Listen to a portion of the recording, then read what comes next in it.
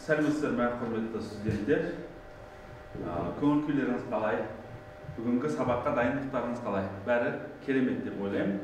Және ондай болса, біз сабағымызды бастамас бұрын психологиялық ахуал, яғни көңіл күйімізді бір жақсы тілекпен бастап алайық сабағымызды. Және ондай болса, бәріміз шеңбір ортаға келеміз. Көріп тұрғаныңыздай, қолымда менің қазақтың ұлттық аспабы домбыра. Осы домбыраны бір-бірімізге сыйға тарту арқылы біз тілек айтатын боламыз. Мен бастайын, онда Дильфуза бүгінгі күнде сабақты сәтті өткізуіңізге тілектеспін. Рахмет. Өмірлеріңізде жетістік күндеріңіз көп болсын. Рахмет. Дильфузар, өмір деген өзеннің бақыт атты кемемен жетуіне тілектеспін. Рахмет. Өмірің нұрға, көңілің жырға толсын. Рахмет. Отбасыңызға келген қоншыларға бақыт пен береке тауып келсін. Жарықтар жарқын аяулы күніңіз нұрға толы болсын. Рахмет. Еңсеңізді қадамыңыз нық болсын. Көп рахмет. Қай ондай болса, көңіл күйімізді бір көтеріп алған болсақ, керемет тілектермен. Енді келесі бүгінгі өтетін сабағымыз, бүгін біз Мұхтар Әуезовтың шығармашылығымен, өмірбайымен танысатын боламыз. Ондай болса, келесі осы шығармашылығымен таныс болу үшін біз Мұхтар әлеміне саяхат жасауымыз керек. Саяхат жасағанда, әрине ол саяхатқа біріншіден кім керек болады? Жетекші. Дұрыс айтасыздар, жетекші керек болады. Енді арамызда бір жетекші болатын бір жетекшіні сайлап алайықшы. Кімді шақсаңыз, кімді айтқан болатыныз? Мен ойымша Мадина жақсы. Тағы ой пікір айтатындар бар ма? Кім болды деп? Ділназ? Мадина жақсы деп алайын. Бәріміз қосыламыз ба Мадинаға? Иә. Қай ондай болса, Мадина, сіз өзіңіздің орнына жайғасыңыз, сіз жетекші ретінде. Қане? Отырыңыз. Саяхат жасау үшін бәріміз таксимен баруымыз керек. Оған бәріміз сыймаймыз. Сол үшін біз қазір осы жерде мен 5 жетекшіні, әрбір топқа жетекші болатын бір 5 көшбасшыны шақырғым келіп отыр. Кім осы мен топты басқарып алып барамын деген 5 студент ортаға келген болса? Қане? Қане ондай болса, мына жердегі 5 партаға отырыңыздар. Сіздер барлықтарыңыз отырыңыздар. Бәріміз бір жаққа тұрамыз. Студенттер ондай болса, біріншіден осы жетекшілерден талдауын құқығын берейік. Біріншіден саяхатқа барғанда біз әдемі жерлерді суретке түсіруіміз керек. Сол үшін бізге кім керек болады? Фотограф керек болады. Енді сіз фотограф ретінде кімді алатын боласыз? Ділназ. Ділназ, келіңіз. Сіз кім жерлерін аралаймыз, яғни қарнымыз ашады. Бізге кім керек болады ол кезде? Аспаз керек болады. Енді аспаздардың өзімізге таңдап алайық. Сіз аспаз ретінде кімді аласыз? Гохар. Нижаттан. Нижаттан. Жақсы. Әрине, сіз? Магомед Гүлнар. Гүлнар, керемет. Топтастық. Ондай болса, қазір мен сіздерге тапсырма берейін. Алдарыңызда кітаптар бар, интернет ресурстарын қолдансаңыздар болады. Біз бүгін сабағымызды алты қалпағы деген әдіспен талдайтын боламыз. Мен сіздерге тапсырманы түсіндіріп өтейін. Қарап отырғаныңыздар, қазір 6 түсті қалпақ алдарыңызда тұр. Енді әрбірлеріңіздің өздерінің қызметтері бар. Бірінші ақ қалпақтар сіздер Мұхтар Әуезовтың өмірбаяны, қай жерде оқыды, қай жылдары өмір сүрді, шығармашылығы туралы ақпарат беретін боласыздар. Қара қалпақтар сіздер Мұхтар Әуезовтың шығармашылық жолында өмірі оңайға соққан жоқ. Сол өмірде қандай кедергілер болды, қандай қиын жағдайлар болды, сол туралы айтып өтетін боласыздар. Қызыл қалпақтар Мұхтар Әуезовтың өмірі қызыққа толы, әсерлі өмірін сүрді десек те болады. Сіздер Мұхтар Әуезовтың өмірінде қандай әсерлі сәттерді басынан өткізді, сол туралы айтып өтетін боласыздар. Сіздер керісінше, қарақалпақтарға керісінше, сіздер Мұхтар Әуезовтың жағымды жаңалықтар, дүниеге жаратқан жағымды жетістіктері туралы айтатын боласыздар. Сіздердің қызметтеріңіз өте маңызды, өйткені жасыл қалпақтар әлемге әйгілі болу үшін Мұхтар Әуезов дүниеге қазақ әдебиетіне қандай жаңалық алып келді, сол туралы айтатын боласыздар. Көп қалпақсыз барлық қалпақтарының сөздерін назарға ала отырып, қорытынды ретінде экспертінде барлықтарына баға беретін боласыз. Келісеміз ба? Қане ондай болса, қазір сіздерге осы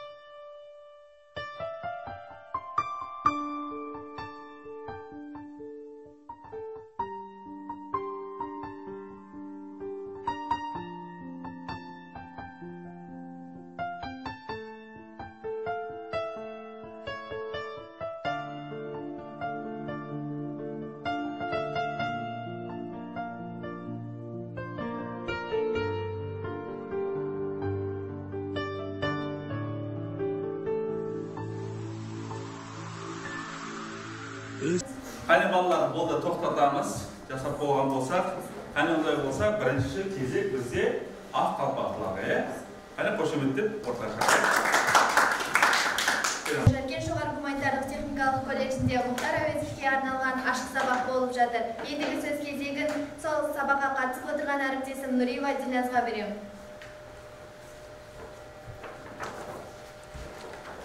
Мұхтар Әуезов 1897 жылы 28 қыркүйекте Шығыс Қазақстан облысы Абай ауданындағы Бөрлі деген жерде дүниеге келген.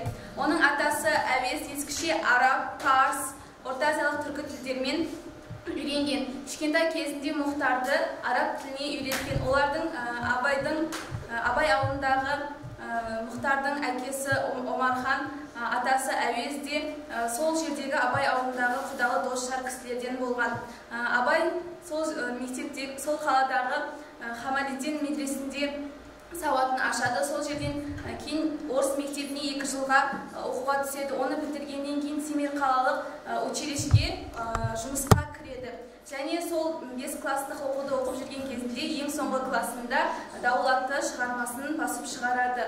1917 жылы және де оның Еңлік кебек пьесасын Орынқұдық деген жерде сахнаға шығарылады. Абай жолы Мұхтар Әуезовтің әлемге әйгілі роман эпопеясы. Бұл эпопея 20 ғасырдағы ең үздік шығарма деген атқа лайық болады. Мұхтар Әуезов 1961 жылы 27 маусымда Мәскеудегі Кремль ауруханасында операция кезінде көз жұмады. Мұхтар Әуезов қайтыс болғаннан соң Қазақстан ғылым академиясының өнер институты және Қазақ мемлекеттік академиялық драма театрына Мұхтар Әуезовтің есімі беріледі. Сонымен қатар көптеген мектеп, көшелерге Мұхтар Әуезовтің атымен аталады. Біздегі бар ақпараттар осы. Келесі кездескенше қош сау болыңыздар.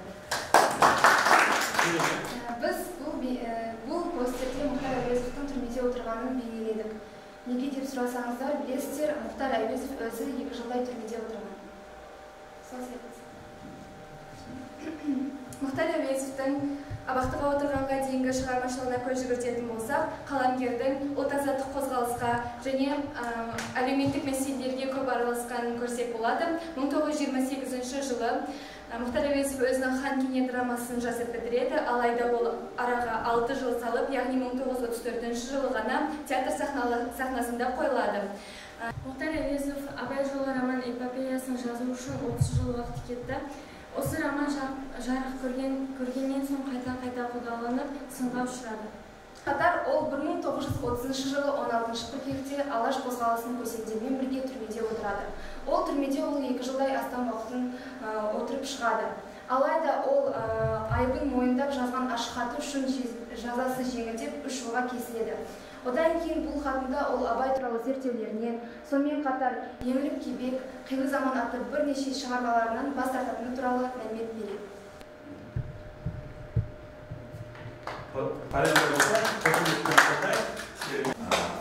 Керемет, Қарақалпақтардан жақсы орындады. Өзінің берген тапсырмасын, қане ондай болса, Қазақалпақтыларға берейік. Мұхтар Әуезовтің өміріндегі әсерлі оқиғалармен бөлісетін болады. Мұхтар Әуезов 11 жасында әкесінен, 15 жасында анасынан ерте айырылады. Мұхтар Әуезов 1930 жылы түрмеде жабылады. Тергеу ұзаққа созылып, 1932 жылы сәуір айында оны 3 жылға бас бостандығынан айыру туралы үкім шығады. Сол жылдың 10 маусымында Мұхтар Әуезовтің «Социалистік Қазақстан» және «Казахстанская правда» газетінде ашық хаты жарияланады. Ол 1961 жылы Кремль ауруханасында операция кезінде қайтыс болады. Қызыл қалпақтылар керемет қорғап шықты. Қайнында болса, кезекте сары қалпақтылар береміз. Мұхтар Әуезовтің өміріндегі жағымды жаңалықтармен таныстыратын болады. Мұхтар Әуезов, қазақтың заңғар жазушысы, артынан мол әрі бай мұра қалдырды. Елдің оқу ағарту ісіне, драматургия саласына сіңірген еңбегі ұшан теңіз. 20 жасында Әуезов өзінің ең кебек туындысын жарық көрді. 1917 жылы Абайдың әйелі Әйгерімнің ауылында сахнаға шығарса, 1922 жылы Орынборда жеке кітап болып басылып шықты.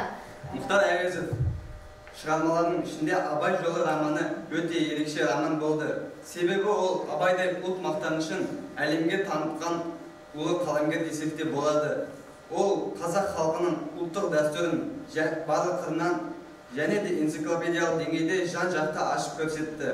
Оның Абай жолы романы 20 ғасырдағы ең үздік шығармалардың бірі болып, Луи Арагон деген жоғары бағаға ие болды. Келесі тағы бір маңызды ақпаратты бізге жасыл қалпақтылар беретін болады. Мұхтар Әуезов Орта Азия халықтарының әдебиеті, түркмен, өзбек, қырғыз, тәжіктердің әдебиеті және олардың тығыз байланысы туралы құнды тұжырымдар жасаған. Мұхтар Әуезов қазақ әдебиетін басқа да әлем мәдениеттерімен байланыстырды. Және де оның Абай жолы эпопеясы және де басқа әңгімелері шетел тіліне аударылған болатын. Бұл Қазақстан халқының ең үлкен жетістіктерінің бірі болып есептеледі. Жақсы, керемет, қолдап көрсетеміз. Қане ондай болса, барлық қалпақтылардың сөзін тыңдаған, өзінің бағасын беретін көп қалпақтыққа Мадинаға сөз береміз. Студенттердің бағалау критериясына жол берсем, мен оны 3 бағытта бағаладым. Студенттің сөйлеу мәдениеті, студенттің келтірілген нақты дәлелі, студенттің қорытынды сөзі. Ақ қалпақтылар 95 балл, қара қалпақтылар 85, қызыл қалпақтылар 90, жасыл қалпақтылар 85, сары қалпақтылар 90. Жақсы. Қане ондай болса барлық топ өзінің берілген тапсырманы қорғап болды. Келесі тапсырмаға назар аударайық. Келесі тапсырмамыз қазір Мұхтар Әуезов өмірде болған болса, сіздер қандай сұрақ қояр едіңіздер, не болмаса, қандай пікір, тілек айтар едіңіздер. Сол туралы әрбір топ бір тілек және бір сұрақ дайындап ортаға қойсын. Мен бұлай сұрақ қояр едім. Балалық шағы адамға бір рет қана берілетін, өміріңде қайталанбайтын шақтардың бірі болғаннан кейін сізге анаңыз бен әкеңізден ерте айырылған қиын болды ма деген сұрақты қояр едім. Жақсы. Мұхтар Әуезовтің еліне және халқына деген махаббатына алғыс айтқым келеді. Егер де Мұхтар Әуезов қазір тірі болған болса, Абай жолы роман эпопеясыны жазуға не себеп болды деп сұрақ қояр едім. Менің сұрағым, сіз болашақта қазақ әдебиетіне тағы да қандай үлес қосар едіңіз? Біздің Мұхтар Әуезовке тілегіміз, сіздің қазақ әдебиетіне қосқан үлесіңіз зор. Сіз арқылы қазақ әдебиеті әлемге танылды. Біздің сізге деген құрметіміз ерекше. Біздің сұрағымыз, не себепті сіз тек қана әңгіме роман жаздыңыз? Өлең жазу ойыңызда болды ма? Сіз көптеген шығармаларды жаздыңыз. Осы шығармаларды жазу үшін сізге не шабыт береді деп сұрақ қояды. Қане ондай болса, студенттер көрші топтардағы берген сұрақтарына, тілектеріне өзіміздің бағаларымызды беріп өтсек. Сары қалпақтылардың сұрақтары анық және көкейге қонарлықтай болды. Көрші топтардың сұрақтары мен пікірлері өте орынды қойылды деп ойлаймын. Қара қалпақты тобы жақсы сұрақтар нақты болды. Тілектері қойылған тұжырымдамалы болды деп есептеймін. Ақ қалпақтылар тобы берілген тақырыпты аша білді, мазмұнды болды және де топтағы барлық мүшелер атсалыса білді. Болса, құрметті студенттер, сабағымызды қорытындылай өтейік. Қорытындылау үшін сіздерге арнайы Мұхтар Әуезовтің шығармашылығына арналған тест құрап келген. Оны бәріміз ұялы телефонымызды аламыз. Кахот программасына кіреміз де мына код теріп сұрақтарға жауап берсін.